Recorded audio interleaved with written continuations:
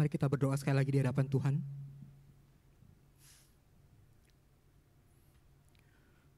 Bapa kami dalam kerajaan surga, kami bersyukur Engkau memberi kami kesempatan untuk boleh sama-sama datang memuji Tuhan pada siang hari ini. Sebentar lagi kami akan merenungkan kebenaran firman Tuhan. Kiranya Tuhan yang boleh memimpin setiap kami, mempersiapkan hati dan pikiran kami. Dan kiranya ketika kami pulang, kami boleh diingatkan kembali akan firman Tuhan hari ini. Dan kami boleh menjadi pelaku firman dalam kehidupan kami sehari-hari. Terima kasih ya Tuhan, kami berdoa dalam nama Tuhan Yesus. Amin. Selamat siang Bapak Ibu yang dikasihi Tuhan. Kita akan sama-sama kembali merenungkan firman Tuhan pada siang hari ini. Kita akan sama-sama membuka kitab Yosua.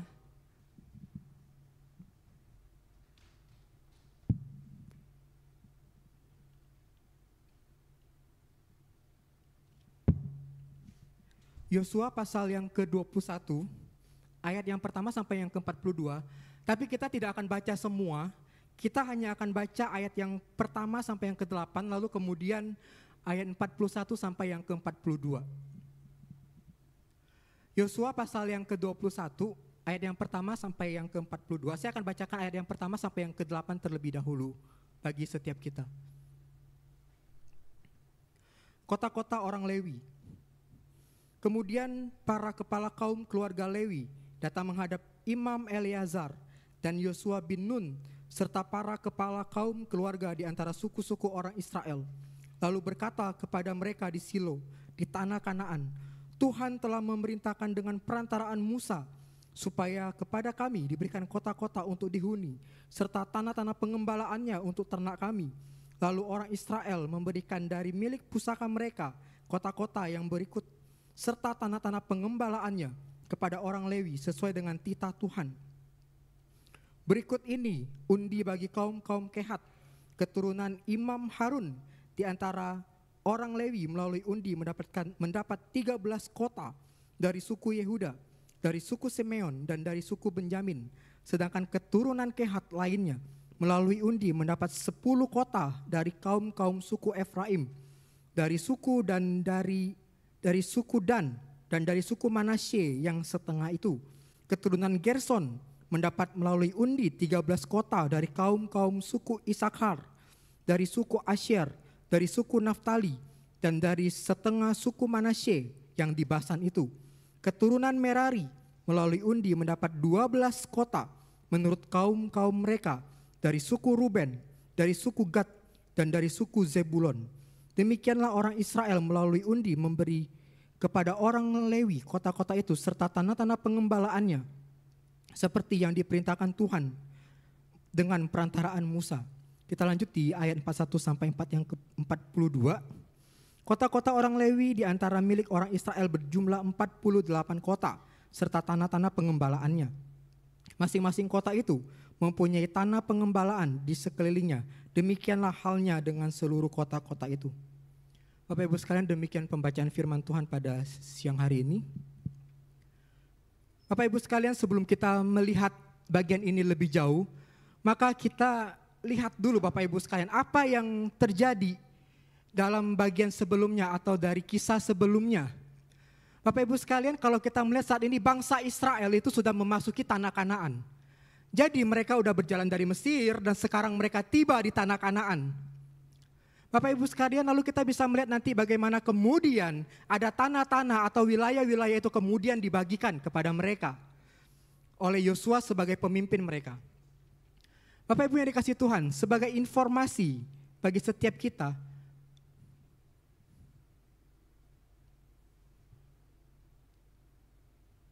boleh ditolong PowerPoint-nya. Pembagian tanah itu adalah hal yang sangat penting dalam masyarakat Israel. Jadi tanah itu dianggap sebagai warisan yang diberikan oleh Allah kepada suku-suku Israel. Dan pembagian tanah ini Bapak Ibu sekalian merupakan pemenuhan nanti daripada janji Allah kepada nenek moyang mereka.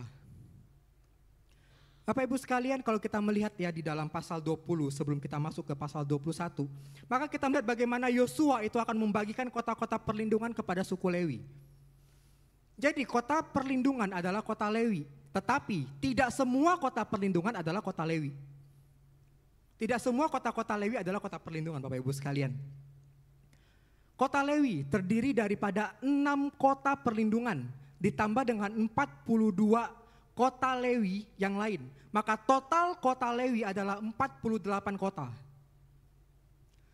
Bapak Ibu sekalian, suku Lewi emang tidak mendapatkan tanahnya mereka sendiri.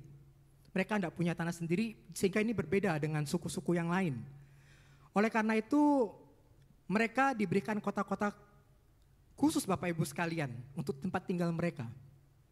Sehingga kita dapat melihat bahwa pasal 20 dan pasal 21 itu saling mengikat dua ujung yang belum selesai. Di mana Allah sendiri itu melalui Yosua mengamanatkan dan menginstruksikan bangsa Israel itu untuk mengenai pendirian kota-kota perlindungan. Itu di dalam pasal 20. Kita bisa melihat hal itu. Dan nanti kita bisa melihat di dalam pasal yang ke-21 bagaimana bangsa Israel itu secara keseluruhan menghormati apa yang diminta oleh suku Lewi.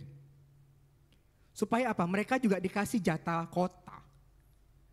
Dan tanah pengembalaan seperti apa yang udah Tuhan janjikan kepada mereka, Bapak Ibu sekalian.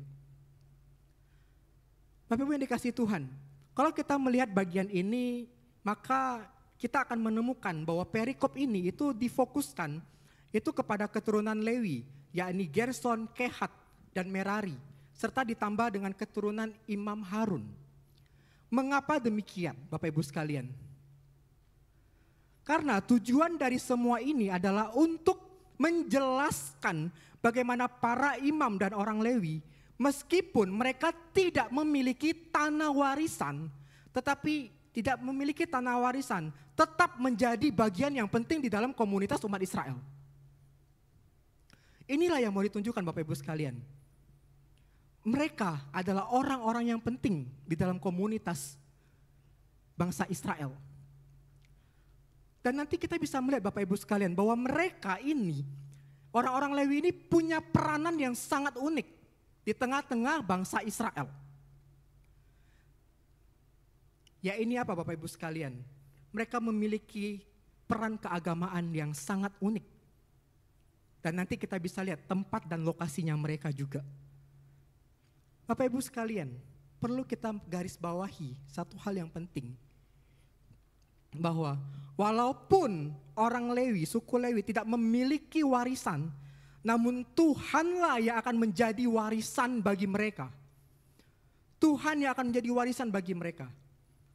Bapak Ibu sekalian, dalam kitab Bilangan pasal 26 ayat 62, penulis di sana menyatakan bahwa ada sekitar 23.000 orang Lewi sebelum memasuki tanah tersebut. Jadi mereka ini adalah perkumpulan orang yang besar. 23.000 bukan skala yang kecil. Mereka adalah orang yang besar, komunitas yang besar, perkumpulan yang besar. Di mana nantinya mereka akan tersebar di berbagai tempat di tengah-tengah bangsa Israel. Bapak Ibu yang dikasih Tuhan, kalau kita melihat bagian kisah ini Bapak Ibu sekalian, maka kita akan menemukan bahwa orang Lewi itu, mereka itu belum bisa request, ya. Mereka belum bisa request permintaan mereka. Sampai apa? Sampai semua suku-suku itu kemudian dibagi dulu. Baru setelah itu mereka bisa request. Mereka bisa minta apa yang mereka mau Bapak Ibu sekalian. Bapak Ibu sekalian, kenapa demikian? Ada alasan atau reason why, kenapa ini bisa terjadi? Mengapa demikian? Karena Bapak Ibu sekalian, setiap suku itu harus tahu terlebih dahulu mereka punya bagian di mana. Bagian mereka itu apa? Kalau mereka tidak tahu bagian mereka, maka kemudian sulit juga bagi mereka untuk mengetahui bagian mana yang kemudian mereka harus kasih ke orang-orang Lewi. Namun Bapak Ibu sekalian, ada sisi lain juga dalam hal ini. Bahwa di sini kita bisa melihat, ingin menunjukkan kerendahan hati, kesopanan dan juga kesabaran daripada orang Lewi. Dan orang Lewi Bapak Ibu sekalian harus menjadi teladan dalam hal ini. Bahwa mereka itu harus siap, harus ready, kemudian mereka untuk dilayani di bagian terakhir. Dan Bapak Ibu sekalian, perlu kita catat, nasib mereka itu tidak pernah menjadi lebih buruk karena mereka dilayani paling akhir. Enggak. Sehingga Bapak Ibu sekalian, dengan selesainya semua pembagian itu, apa yang udah dilakukan kepada suku-suku, maka sekarang kita mulai bisa melihat perincian pengaturan yang dibuat untuk orang Lewi, Bapak Ibu sekalian. Kita dapat melihat bagaimana permohonan mereka itu, Bapak Ibu sekalian. Mereka request, mereka memohon, langsung dikabulkan requestnya mereka. Tanpa nggak ada yang bantah sama sekali. Mereka datang, mereka request, dapat semua. Bagaimana permintaan mereka Bapak Ibu sekalian? Kita bisa melihat, tadi kita udah baca bukan? Di dalam bagian yang awal tadi kita udah baca gitu. Jadi permintaan mereka Bapak Ibu sekalian pertama dimulai dengan para kaum keluarga Lewi. Mereka menghadap Imam Eleazar dan Yosua sebagai leadernya mereka, sebagai pemimpinnya mereka. Mereka menuntut bagian mereka, menuntut apa yang udah Tuhan janjikan kepada mereka melalui Musa. Seperti Bapak Ibu yang tadi sudah saya sampaikan bahwa orang Lewi itu memiliki Tuhan sebagai warisan dan bagian mereka. Karena memang mereka dipanggil Tuhan secara khusus untuk melayani umat Tuhan di dalam ibadah. Yaitu melayani Tuhan, membangun relasi antara umat Tuhan dengan Allah itu sendiri. Karena itu Bapak Ibu sekalian, apa yang mereka lakukan ini sama sekali tidak pernah itu mendatangkan keuntungan bagi diri mereka sendiri. Tidak pernah pekerjaan ini mendatangkan keuntungan finansial bagi mereka sendiri. Itu tidak pernah. Tuhan udah mengatur semuanya. Supaya apa? Supaya mereka hidup daripada persembahan daripada umat Tuhan. Namun Bapak Ibu sekalian, bukan berarti mereka itu enggak mendapatkan tempat tinggal. Oleh karena itu Bapak Ibu sekalian, bagaimanapun mereka tetap harus tinggal di satu tempat. Mereka harus stay di satu tempat, di suatu tempat. Dan mereka membutuhkan padang gurun itu untuk makanan ternak mereka. Jadi mereka perlu tuh tempat seperti itu untuk kelangsungan hidup mereka Bapak Ibu sekalian. Jadi kedatangan mereka adalah untuk mengajukan permohonan mereka itu. Seperti apa yang udah Tuhan perintahkan melalui Musa Bapak Ibu sekalian. Yakni diberikan kota-kota untuk mereka tinggal, lalu kemudian juga tanah-tanah pengembalaannya untuk ternak-ternak mereka Bapak Ibu sekalian. Dan sekali lagi Bapak Ibu sekalian, nantinya itu ada 48 kota yang ditunjuk. Termasuk 6 kota perlindungan seperti yang tadi sudah saya sampaikan di awal. Atas dasar inilah Bapak Ibu sekalian kemudian para kepala kaum keluarga Lewi mereka datang. Mereka menghadap Eleazar, mereka menghadap Yosua. Dan alokasi serta pembagian ini Bapak Ibu sekalian harus dilakukan dengan cara diundi. Harus diundi. Sama seperti halnya pembagian terhadap suku-suku yang lain. Enggak ada bedanya, caranya sama, harus diundi. Kenapa harus diundi Bapak Ibu sekalian? Pembagian dengan undi seperti ini, ingin kasih satu highlight, ingin kasih satu menggaris bawahi, bahwa ada keterlibatan kedaulatan Allah bagi mereka. Dan pembagian ini Bapak Ibu sekalian, tidak bisa ditolak oleh mereka. Karena apa? Karena clear, sangat jelas bahwa bagian ini adalah kehendak daripada Allah. Bapak Ibu yang dikasih oleh Tuhan, melalui kisah pembagian tanah ini Bapak Ibu sekalian, kita melihat enggak ada sama sekali konflik terjadi. Enggak ada konflik sama sekali terjadi. Padahal mungkin kerap kali kita melihat kalau hal-hal seperti ini bisa menimbulkan sengketa, masalah, konflik di antara berbagai pihak. Namun dalam bagian ini kita tidak menemukan hal itu. Kita juga tidak menemukan adanya kecemburuan sosial, kita juga tidak menemukan adanya iri hati dari suku lain kepada suku Lewi, Apalagi sesuatu yang bersifat ancaman dan politisi agama sama sekali hilang dari radar kita dalam bagian ini. Enggak ada sama sekali, Bapak Ibu sekalian. Why? Mengapa semua ini bisa berjalan dengan begitu aman? Begitu terkendali, Bapak Ibu sekalian? Jawabannya, karena mereka melakukan semua itu sesuai dengan apa yang Tuhan perintahkan. Mereka mau taat sama Tuhan. Lalu ada yang juga melihat, Bapak Ibu sekalian, bahwa kisah ini di mana Allah itu sedang menguji sebenarnya kemurahan hati mereka. Dan didapati mereka melakukan bagian mereka dengan baik. Dan Tuhan melihat itu. Mereka melakukan bagian mereka dengan sangat baik. Bapak Ibu sekalian, kita bisa melihat hal ini dari daftar kota-kota yang dibagikan kepada orang Lewi. Yang di dalamnya termasuk kota yang baik dan paling besar. Dari masing-masing suku, Bapak Ibu sekalian. Dan kemungkinan mereka sudah mempertimbangkan kondisi dan situasi mereka, Bapak Ibu sekalian. Dan memastikan bahwa orang-orang Lewi ini betul-betul tersebar sehingga tidak ada bagian dari negeri itu yang terlalu jauh dari kota orang Lewi.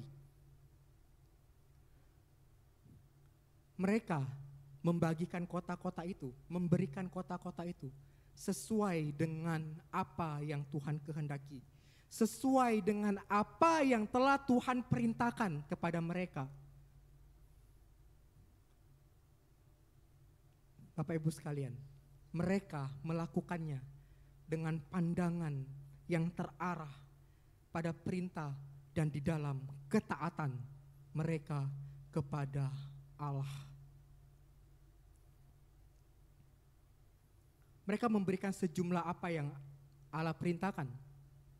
Sehingga dengan ketetapan ini, Bapak Ibu sekalian, maka orang Lewi itu tidak akan meminta lebih banyak. Begitu pula dengan suku yang lain, tidak akan memberi lebih sedikit. Mereka memberikan juga beserta dengan tanah-tanah pengembalaan mereka, yaitu 1000 hasta dari tembok kota seperti yang diperintahkan oleh Allah.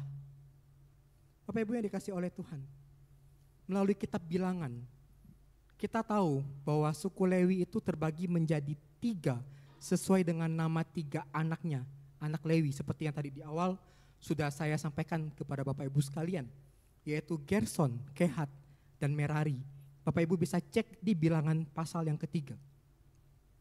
Bapak Ibu sekalian, ketiga kaum ini mendapat tanah bagian mereka dengan lokasi yang ditentukan berdasarkan undi. Para imam yang merupakan keturunan Harun itu menerima 13 kota di tengah-tengah wilayah suku Yehuda, Simeon, dan Benyamin. Kaum Kehat memperoleh 10 kota di wilayah suku Efraim dan juga di sebelah barat wilayah suku Manasye.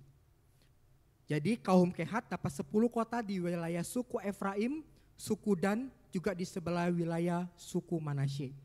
Sementara kaum Gerson tinggal di 13 kota di wilayah Isakar, Asher, Naftali, dan di sebelah timur wilayah Manasye. Lalu kaum Merari mendapatkan 12 kota di wilayah suku Ruben, Gad, dan Zebulon. Nanti Bapak Ibu sekalian bisa baca lebih lengkap di dalam perikop yang tadi kita baca dalam Yosua pasal 21. Bapak Ibu sekalian, kalau kita melihat penjabaran ini, maka kita bisa melihat bahwa kita bisa perhatikan bahwa mereka itu tinggal tersebar di antara suku-suku yang lain. Ini tentu dimaksudkan apa Bapak Ibu sekalian? Supaya mereka juga bisa melayani yang lain. Karena ingat Bapak Ibu sekalian, panggilannya mereka adalah melayani suku yang lain, membawa umat Tuhan yang lain untuk membangun relasi mereka dengan Allah. Sehingga ketika mereka tersebar di sana, maka peran mereka itu akan terjadi. Mereka bisa membawa suku-suku yang lain untuk datang beribadah kepada Allah.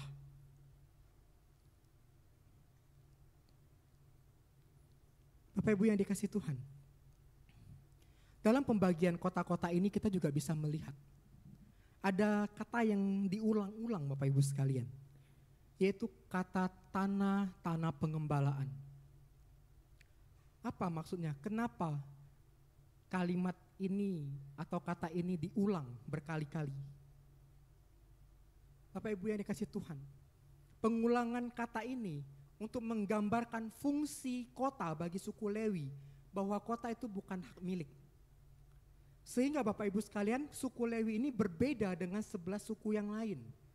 Sebab fungsi ini hanya sekedar seperti hak pakai.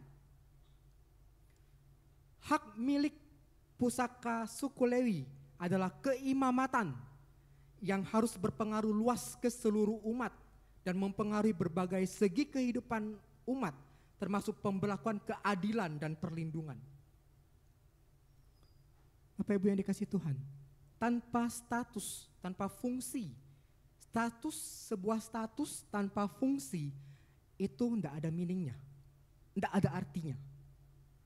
Karena itu, fungsi pelayanan keimamatan adalah harta yang tidak punah dan tidak punah oleh waktu.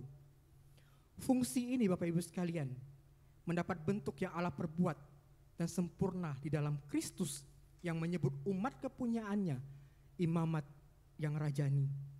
Karena Kristus telah menggenapi secara lebih penuh daripada status dan fungsi para imam, keimamatan Lewi. Sehingga kita di sini kita melihat Bapak Ibu sekalian, kini kita itu telah menjadi milik sepenuhnya dari Sang Raja Agung di dalam segala aspek kehidupan kita karena Kristus. Bapak Ibu yang dikasih oleh Tuhan, sekali lagi kita bisa melihat bahwa orang Lewi memiliki kota, tetapi mereka tidak diberi warisan tanah. Boleh dikatakan mereka ini cuman datang dalam tanda petik sebagai perantau di tengah-tengah bangsa Israel yang warisannya mereka adalah harta mereka. Tetapi Bapak Ibu sekalian, sekali lagi, orang Lewi, warisan sejati mereka adalah Allah itu sendiri. Allah sendirilah yang menjadi warisan bagi mereka. Sehingga dengan demikian Bapak Ibu sekalian, orang-orang Lewi ini ketika Allah menjadi warisan yang utama bagi mereka, maka mereka bisa mengarahkan setiap bangsa Israel, setiap umat Tuhan, setiap suku-suku Israel itu untuk datang kepada warisan yang sejati, yaitu Allah itu sendiri. Dan di sana mereka bisa mengajarkan hukum dan firman Tuhan kepada orang-orang lain. Dan bisa membawa setiap suku itu untuk beribadah dengan setia kepada Allah. Sehingga Bapak Ibu sekalian, kehadiran orang Lewi sangat penting di tengah bangsa Israel. Karena mereka adalah orang-orang yang dipanggil oleh Tuhan untuk melayani di kemah pertemuan dan nantinya di bait suci. Sehingga Bapak Ibu sekalian, dalam hal ini kita tidak boleh meremehkan pelayanan yang dilakukan oleh para imam dan orang Lewi. Oleh karena itu Bapak Ibu sekalian, tempat tinggal mereka terletak di lokasi yang sangat strategis. Sehingga tidak ada seorang pun yang terlalu jauh dari seseorang yang dapat membantu mereka untuk memahami dan menerapkan apa yang Tuhan kehendaki bagi mereka. Bapak Ibu yang dikasih oleh Tuhan, dari sini kita bisa melihat bagaimana Allah yang penuh dengan hikmat. Dia udah men-setting semuanya Bapak Ibu sekalian. Dia udah mengatur semuanya dengan sedemikian rupa bagi para pelayan-pelayan yang begitu mengasihi Dia. Dia menyediakan apa yang dibutuhkan oleh suku Lewi Bapak Ibu sekalian, yang telah diberi mandat khusus oleh Allah. Dan Bapak Ibu sekalian, Tuhan memenuhi apa yang mereka butuhkan dalam kehidupan mereka sehari-hari. Bahkan tempat tinggal mereka pun Tuhan sediakan bagi mereka. Bapak Ibu yang dikasihi Tuhan, Allah peduli dengan setiap orang yang betul-betul mengasihinya dan melayaninya dengan sepenuh hati. Allah tidak akan membiarkan mereka. Namun Allah akan provide, akan menyediakan semua bagi anak-anaknya, bagi orang yang mau taat dan yang mengasihi Dia. Inilah Allah kita. Inilah Allah kita. Dia akan menyediakan apa yang engkau dan saya butuhkan. Dan semua yang Allah sediakan Bapak Ibu sekalian cukup untuk memenuhi kebutuhan orang-orang Lewi.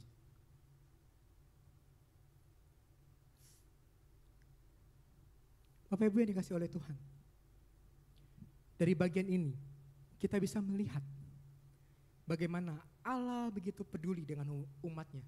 Khususnya dalam perikop ini kita melihat adalah suku Lewi, Bapak Ibu sekalian. Allah sangat menaruh perhatian dan kepedulian terhadap mereka yang membutuhkan.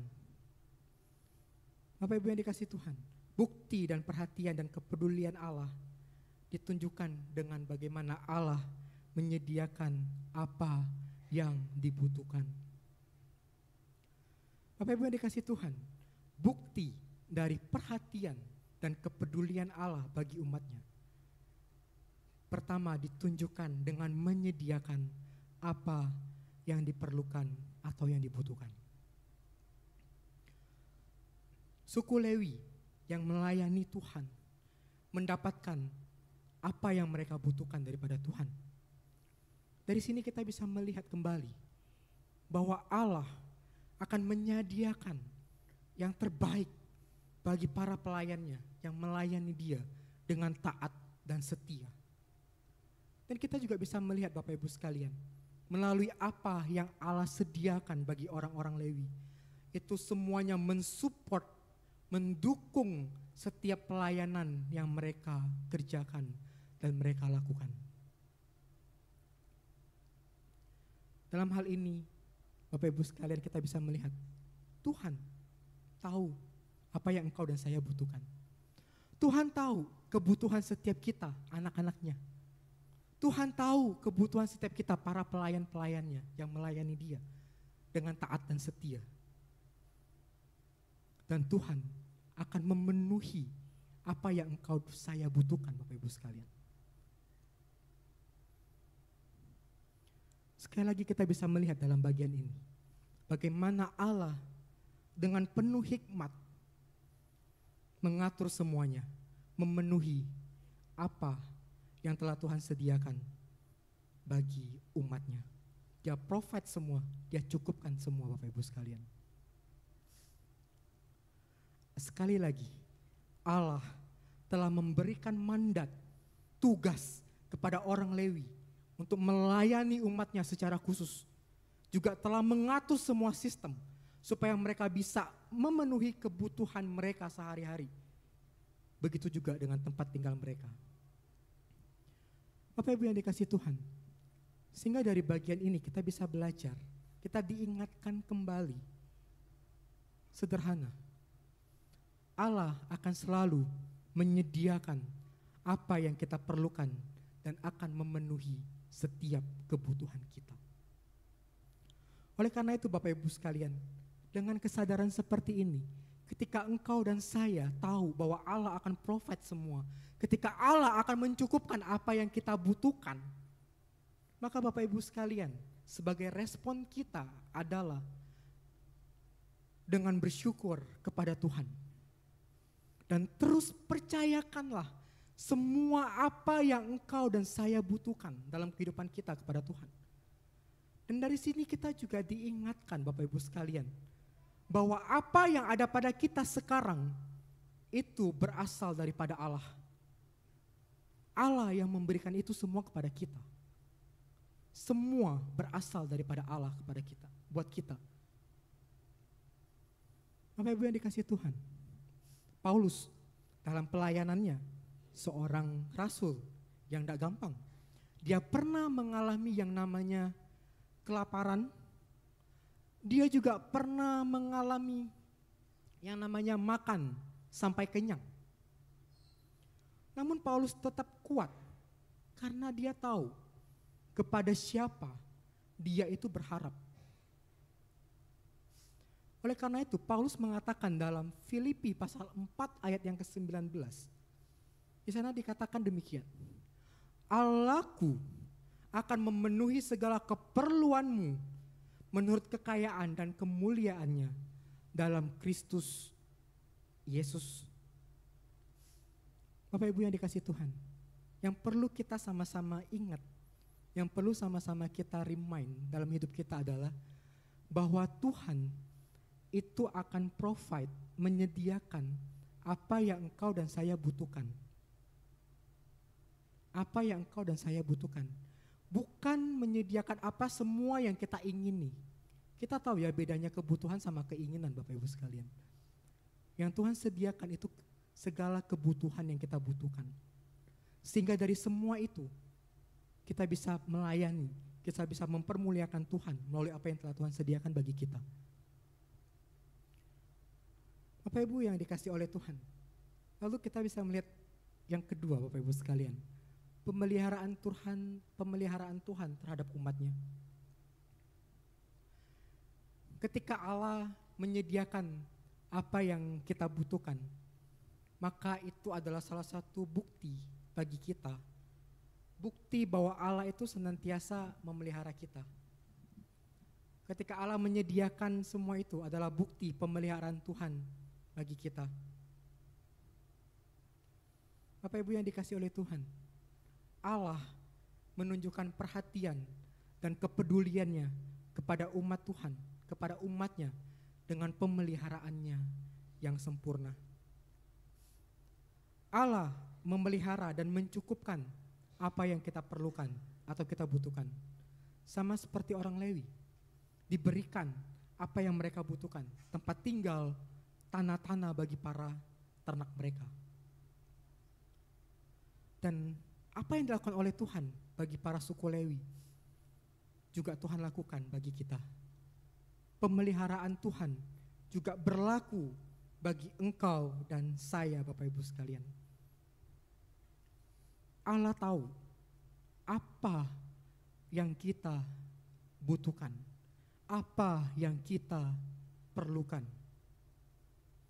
Allah akan mencukupkan semuanya Bapak Ibu sekalian dan memelihara kita sebagaimana Ia memelihara burung di udara dan bunga bakung di padang.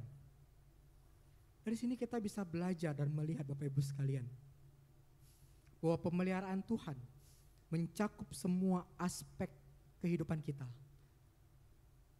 Sehingga Bapak Ibu sekalian, pemeliharaan Allah merupakan satu bukti bagaimana Allah menjaga dan menopang semua ciptaannya, termasuk kita, manusia. Oleh karena itu Bapak Ibu sekalian, bukti pemeliharaan daripada Allah adalah di mana Dia akan senantiasa menjaga dan memenuhi setiap apa yang engkau dan saya perlukan.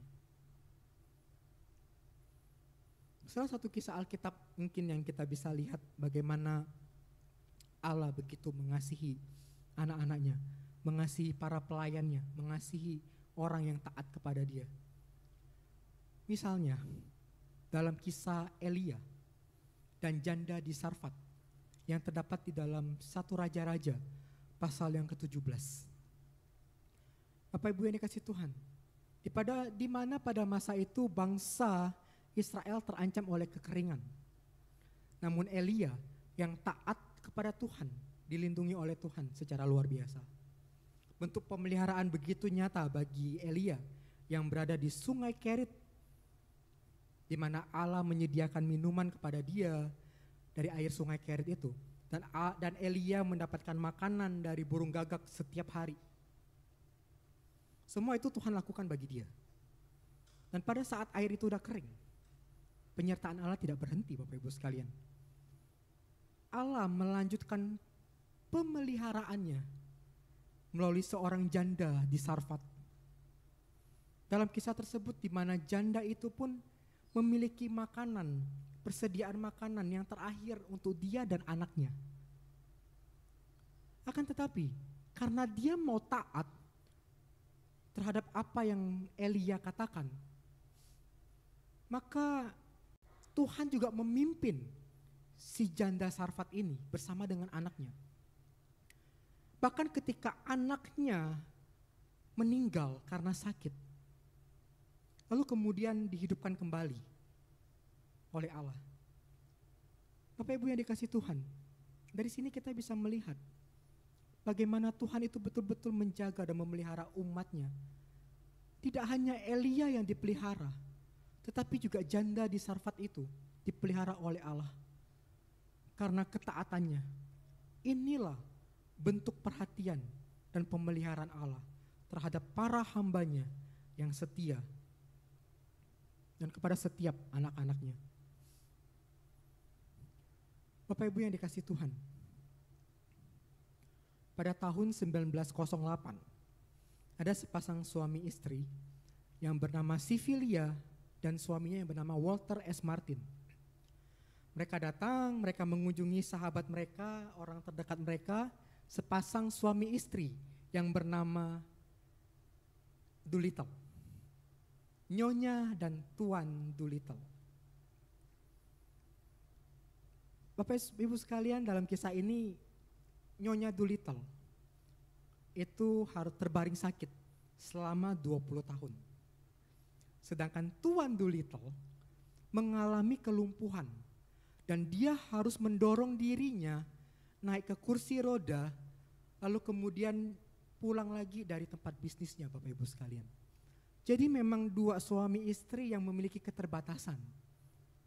Inilah yang dikunjungi oleh Sivilia dan juga Walter S. Martin pada waktu itu. Dengan kesulitan mereka, Bapak Ibu sekalian, tidak gampang ya, suami istri loh, dua-duanya sakit. Kalau salah satu mungkin masih enak, bukan enak, maksudnya masih lebih gampang. Tapi ini dua-duanya sakit, memiliki keterbatasan. Tapi Bapak Ibu sekalian, di tengah keterbatasan itu, mereka memiliki kehidupan Kristen yang sangat-sangat luar biasa. Mereka menjadi berkat bagi orang-orang di sekitar mereka. Mereka menjadi inspirasi bagi orang-orang yang mengenal mereka. Sehingga dalam kunjungan seperti itu, lalu kemudian Tuan Walter itu bertanya ke mereka, gitu ya, bertanya ke mereka, kekuatan apa atau apa yang menyebabkan kalian itu bisa punya sukacita seperti ini? Kalian bisa punya kekuatan seperti ini. Kalian bisa punya pengharapan seperti ini. Why? Kenapa? Kalian memiliki keterbatasan. Tapi why? Kenapa kalian punya pengharapan, kalian punya kekuatan? Bapak Ibu sekalian, menarik. Nyonya Doolittle enggak langsung kasih jawabannya langsung ke mereka. Tapi apa yang dilakukan oleh dia? Dia menjawab dengan melemparkan sebuah pertanyaan lagi.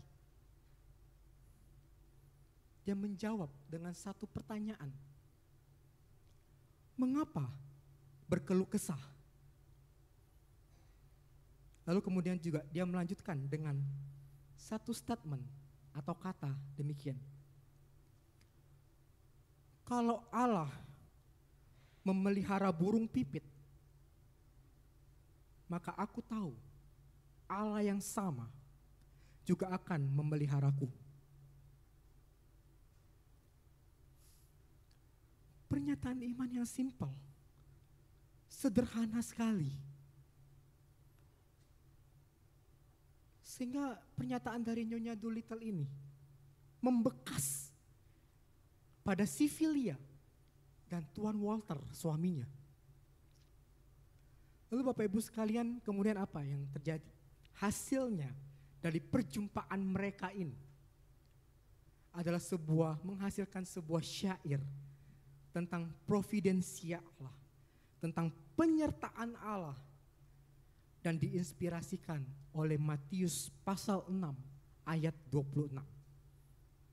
Pandanglah burung-burung di langit yang tidak menabur dan tidak menuai, dan tidak mengumpulkan bekal dalam lumbung, namun diberi makan oleh Bapamu yang di surga.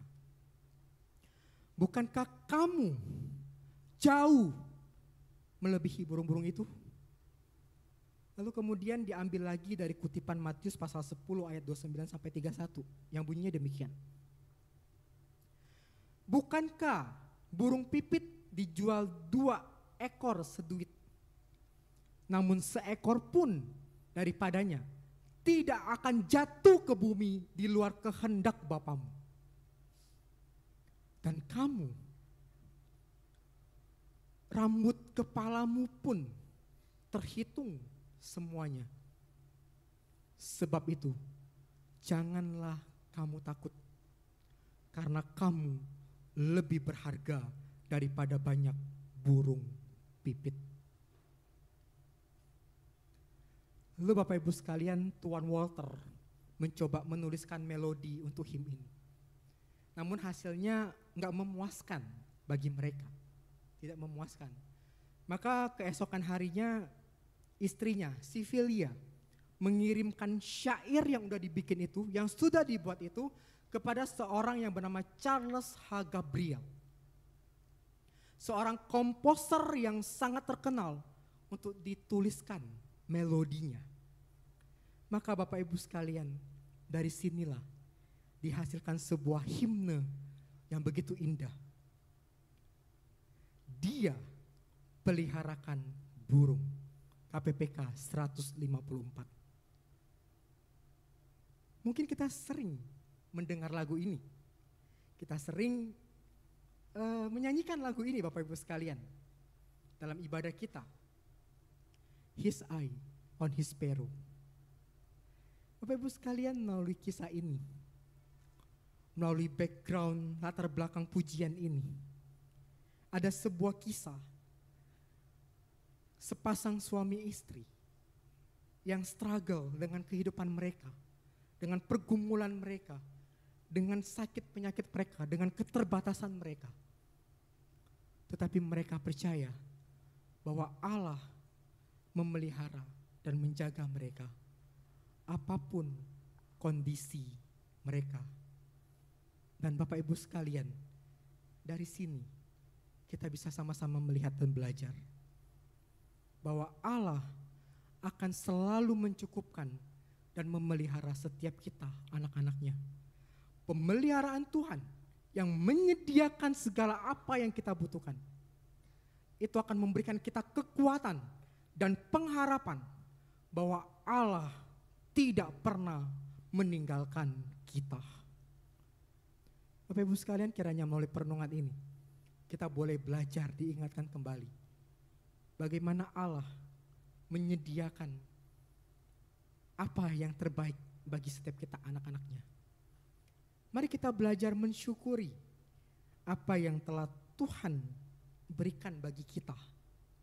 Dan kiranya kita boleh terus bertumbuh dalam iman kita kepada Tuhan. Mari kita berdoa. Bapa dalam surga, terima kasih buat perenungan firman Tuhan pada siang hari ini. Kami bersyukur Engkau adalah Allah yang baik. Engkau adalah Allah yang begitu mengasihi kami. Allah yang tidak pernah meninggalkan kami. Engkau mencukupkan apa yang kami perlukan. Dan ketika Engkau mencukupkan itu semua, adalah suatu bukti pemeliharaan Tuhan dalam hidup kami. Oleh karena itu ya Tuhan, kiranya kami boleh hidup dengan sukacita dan penuh pengharapan di hadapan Tuhan. Walaupun mungkin kami punya pergumulan, punya masalah, tapi kami percaya Tuhan yang akan menolong dan menopang setiap kami. Terima kasih Tuhan, berkati setiap kami. Ketika kami pulang, kami boleh menjadi para pelaku firman. Ini doa kami yang kami naikkan hanya di dalam nama Tuhan kami Yesus Kristus. Amin. Bapak Ibu sekalian, Tuhan Yesus memberkati kita.